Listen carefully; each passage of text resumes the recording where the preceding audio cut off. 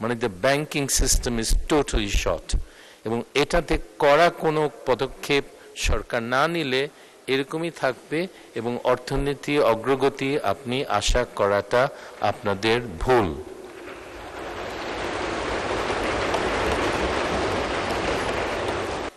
মাননীয় স্পিকার, ধন্যবাদ আমাকে সময় দেওয়ার জন্যে। হয়তো একটু বাড়াতে হবে। আমি এই বিষয়ে, বাজেটের বিষয়ে আমি কিছু বলতে চাই। আমি এই ফিল্ডে ৪৫ বছর চাকরি করেছি। ১৯৮৪ সালে আমি আন্তর্জাতিক মুদ্রা তহবিলে চাকরি শুরু করি এবং শেষ করি আন্তর্জাতিক মুদ্রা তহবিলের উপদেষ্টা হিসাবে কম্বোডিয়ার অর্থমন্ত্রীর। তো এইটা একটা বাজেট। প্রথম কথা হলো যে এটা খুব কঠিন পরিস্থিতিতে আমাদের মন্ত্রী, মাননীয় মন্ত্রী তৈরি করেছেন। পৃথিবীর পুরো অর্থনীতি একটা ধসের দিকে নামছে এবং এই পরিস্থিতিতে করা খুব কঠিন। এখন বিভিন্ন ফোরকাস্ট আছে। ওয়ার্ল্ড ইকোনমিক আউটলুক ফোরকাস্টে প্রত্যেক 6 মাস পর পর কমছে, এবং স্ট্রেটস অফ হরমুজ এর পরিস্থিতির জন্যে এটাতে আশ্চর্য হওয়ার কিছু নেই। প্রথম কথা আমি বলতে চাচ্ছিলাম যে একটা স্ট্যাটিস্টিক্সের একটা হায়ারার্কি আছে, একটা বেশি রিলায়েবল, একটা কম রিলায়েবল।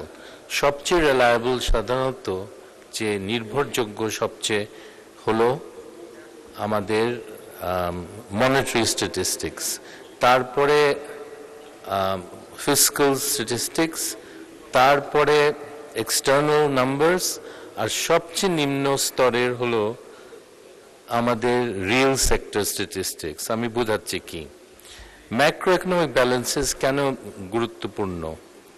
প্রথমে আপনাদেরকে বলতে চাই যে আমাদের ম্যাক্রো ইকোনমিক ব্যালেন্সগুলি রাখা, মানে একটা সামঞ্জস্য রাখাটা খুব গুরুত্বপূর্ণ। এটা আমাদের দেশের অর্থনৈতিক ভবিষ্যতের জন্য এটা করা দরকার। প্রথমে আমি ডেট নিয়ে আলাপ করতে চাই। আমাদের ডেট লেভেলস খুব বেশি না, 40% আমাদের ডেট সার্ভিস 20। ডেট নিয়ে আমি কিছু বলতে চাই না, শুধু বলতে চাই যে ডেট, কমার্শিয়াল ইন্টারন্যাশনাল ডেটের দিকে যাওয়াটা বোকামি হবে। আমরা সব সময় আন্তর্জাতিক বিভিন্ন সংস্থার ডেটের দিকে যাই। কি কারণে?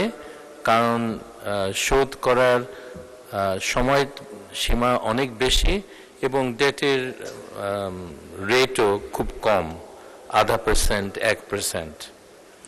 এখন এই বাকি আমার কথাগুলি আমি একটা সার্টেন ফরম্যাটে ফেলবো।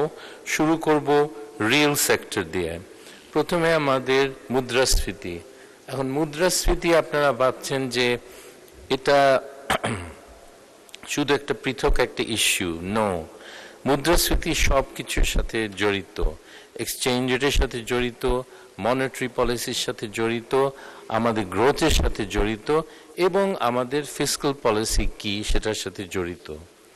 তো মুদ্রাস্ফীতির খুব বেশি বড় একটা সমস্যা নাই, কিন্তু একটা জিনিস আপনাদেরকে বলি, মুদ্রাস্ফীতি কম রাখাটা শ্রেয় এই কারণে যে আমাদের এক্সচেঞ্জ রেট এর যে প্রত্যেক বছরে যে কমে, এর কারণটা হলো যে আমাদের ট্রেডিং পার্টনার্সের মুদ্রাস্ফীতির গড়ে মুদ্রাস্ফীতির সাথে আমাদের মুদ্রাস্ফীতির তফাৎটা উপরে সবকিছু নির্ভর করে। যদি আমাদের মুদ্রাস্ফীতি 10 হয় আর আমাদের ট্রেডিং পার্টনার্সের 3 হয়, তাহলে আমাদের এক্সচেঞ্জ রেট 7% কমবে। তারপরে গ্রোথ এখন মোটামুটি ভালো, কিন্তু ইনফ্লেশন আর গ্রোথ লিঙ্কড। আমরা লো ইনফ্লেশন আর লো গ্রোথ যদি চাই, আমাদের ইতিহাসে একবারই হয়েছে অনেক আগে, তখন মুদ্রাস্ফীতিও কম ছিল আর আমাদের গ্রোথও ভালো ছিল। এখন লেবার এন্ড ওয়েজেস, এইগুলি আমাদের শ্রমজীবীদের বেতনের একটা গুরুত্বপূর্ণ একটা প্রভাব পড়ে মুদ্রাস্ফীতির। সবচেয়ে ভালো অবস্থা কখন জানেন? আমার আমার বাবা আমাকে শিখিয়েছে একটা সিম্পল একটা রেশিও, সেটা হলো টোটাল ইনকাম দিন মজুরদের, তারা যারা কোদাল নিয়ে রাস্তার পাশে বসে থাকে, যাদেরকে কেউ দেখে না, এবং ডিভাইডেড বাই কোর্স রাইস।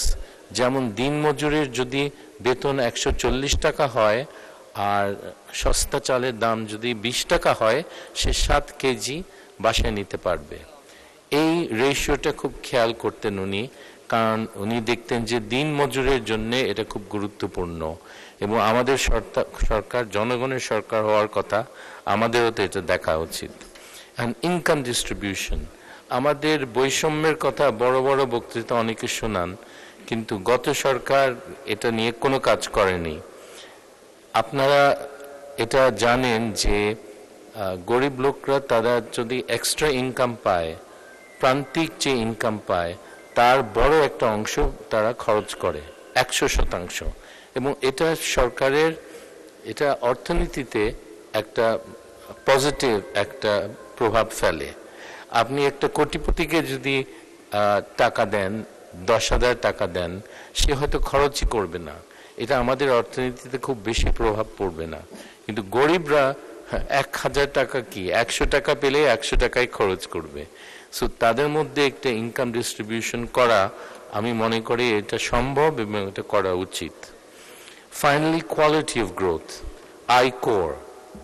আইকোর শব্দটা হয়তো আপনারা ফ্যামিলিয়ার না।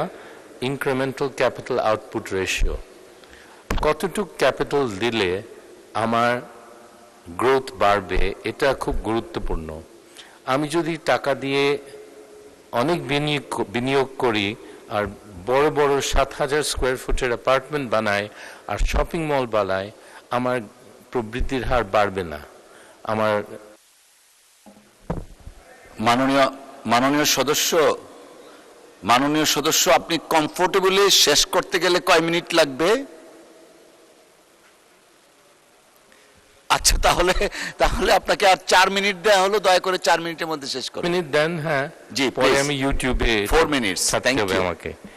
আর সেই জন্যে এই আয়করটা আপনারা যদি ফ্যাক্টরি তৈরি করেন বিনিয়োগ হিসাবে, তখন আপনার প্রবৃদ্ধির হার বাড়বে। আর আপনি যদি শপিং মল তৈরি করেন, এটাতে বাড়বে না। আর এই জিনিসটা আমাদের খেয়াল করা উচিত। বিভিন্ন টাইপের বিনিয়োগের ভ্যালিউ, মনিটারি সেক্টর, যে মনিটারি গ্রোথ রেট, এইগুলি খুব গুরুত্বপূর্ণ। এগুলোর সাথে মুদ্রাস্ফীতি জড়িত, কিন্তু দ্বিতীয় ইস্যুটা এবং ইন্টারেস্ট রেট জড়িত।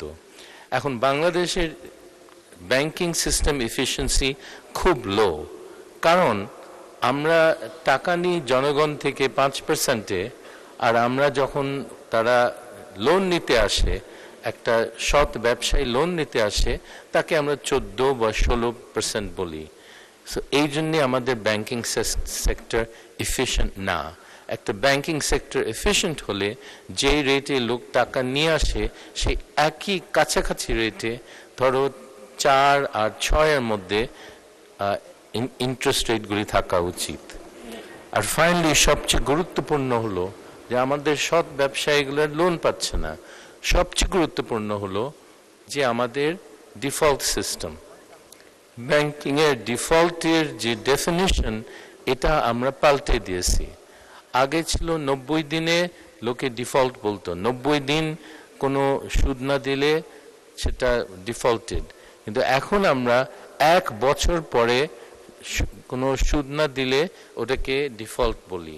আর আমাদের রেট কত এটা পরে বলবো, কিন্তু আমি সব দেশে, যে 35 দেশে কাজ করেছি, আমরা ঘাবড়ায় যেতাম 6-এর বেশি হলে। বাংলাদেশের রেট হলো 61, এই ফলস ডেফিনিশনে 61, মানে the banking system is totally short. এবং এটাতে করা কোনো পদক্ষেপ সরকার না নিলে এরকমই থাকবে, এবং অর্থনীতি অগ্রগতি আপনি আশা করাটা আপনাদের ভুল।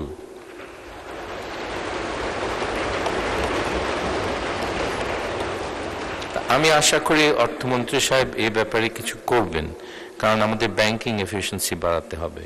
Finally fiscal issues, deficit level আমাদের খুব বেশি না, 3-4%, কিন্তু একটা মিথ্যা পরিসংখ্যানের উপরে এটা ভিত্তি করে এই ডেফিসিট লেভেল তৈরি করা হয়েছে।